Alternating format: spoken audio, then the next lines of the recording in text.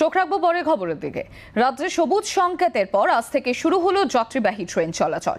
পূর্ব রেলের 3 ডিভিশন মিলিয়ে আপাতত ছুটবে 54টি প্যাসেঞ্জার ট্রেন।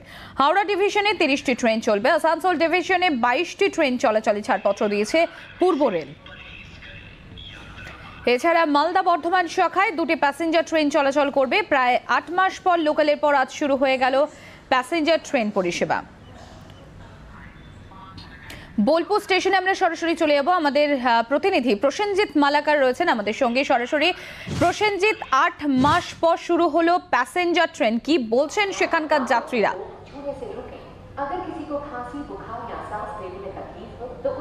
দেখো, প্রথমেই তোমাকে বলি যে আজকে সকাল থেকে ট্রেন চলাচল শুরু হওয়ার পর যাত্রীরাও যথেষ্ট খুশি এবং স্টেশন চত্বরও সমস্ত রকম নিয়ম মানার চেষ্টা করা হচ্ছে। তোমাকে দেখাবো যে আমার পেছনে রীতিমতো তারা একটি ফেস্টুন টাঙিয়ে বিভিন্ন যে সতর্কতা মানার কথা বলা হচ্ছে সেগুলিকে তারা প্রচার করছেন এবং সাথে সাথে স্টেশন চত্বরের যে এলাকা রয়েছে সেখানে গোল গোল দাগ করে তারা সোশ্যাল ডিস্টেন্স মেনটেনের চেষ্টা করছেন এবং সকলকে যে রেল পুলিশ কর্মীরা রয়েছেন তারা কিন্তু ঘুরে সমস্ত মানুষকে তারা বলছেন যাতে তারা মাস্ক ব্যবহার করেন এবং সাথে সাথেই এই সমস্ত যে বলা যেতে পারে ট্রেন চলাচল শুরু হওয়াতে শুধু যাত্রীদের যেমন সুবিধা হয়েছে তা নয়, আশেপাশে তাদের যে ব্যবসাদাররা রয়েছেন, কিছু ব্যবসাদার রয়েছেন, সেখানেও কিন্তু সুবিধা হচ্ছে। ফলে ব্যবসাদাররাও কাজ করতে এতদিন ধরে কোভিড সিচুয়েশনের জন্য তারা যখন একেবারে বন্ধ ছিল তারাও কিন্তু নতুন করে ব্যবসা শুরু করতে পেরেছে। তারাও কিছুটা তাদের মধ্যেও খুশির আলো রয়েছে এবং তার মাঝেও কিছুটা যে যাত্রীদের মধ্যে ক্ষোভও রয়েছে সেটাও কিন্তু স্পষ্ট।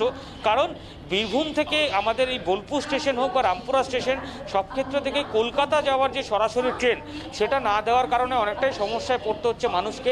তারা একেবারে বলা যেতে পারে বর্ধমান অবধি যাচ্ছে এবং তারপরে বর্ধমান থেকে সেখান থেকে তাদেরকে যাতায়াত করতে হচ্ছে।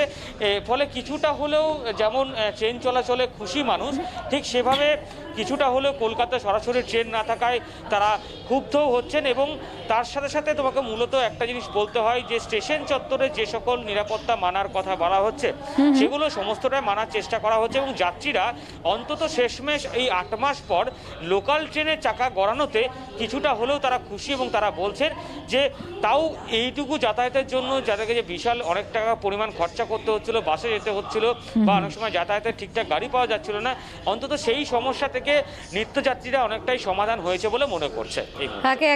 একেবারেই প্রসেনজিৎ, কলকাতা এবং আউটস্কার্ট বিশেষত জেলার লাইফলাইন বলা যেতে পারে লোকাল এবং প্যাসেঞ্জার ট্রেন। মানুষের রুটি রুজি জড়িয়ে আছে এই লোকাল এবং প্যাসেঞ্জার ট্রেনের সঙ্গেও। আপনাদেরকে জানিয়ে রাখি 3টি ডিভিশনে আজ থেকেই পূর্ব রেলের তরফে 3টি ডিভিশনে আজ থেকেই চালু হলো 54টি প্যাসেঞ্জার ট্রেন।